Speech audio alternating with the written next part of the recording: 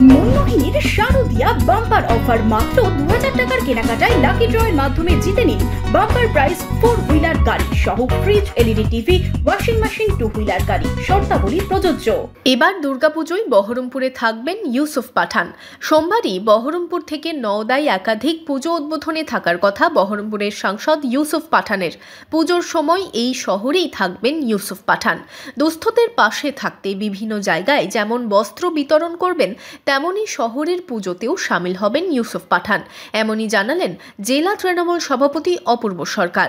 আগামী পরশুদিন হিজলে একই প্রোগ্রামে অংশগ্রহণ করবে আমাদের সাংসদ ইউসুফ পাঠান। আমি সবাইকে অনুরোধ করব যে আসুন, আমাদের এমপি ইউসুফ পাঠান তিনিও থাকবেন এই মুর্শিদাবাদে। কাল থেকে বিভিন্ন পুজো উদ্বোধন থেকে শুরু করে মানুষের সাথে পাশে দাঁড়াবে যে কর্মীরা, সেই কর্মীদেরকে উৎসাহ দিতে তিনি নিজেও অংশগ্রহণ করবে এই অনুষ্ঠানে।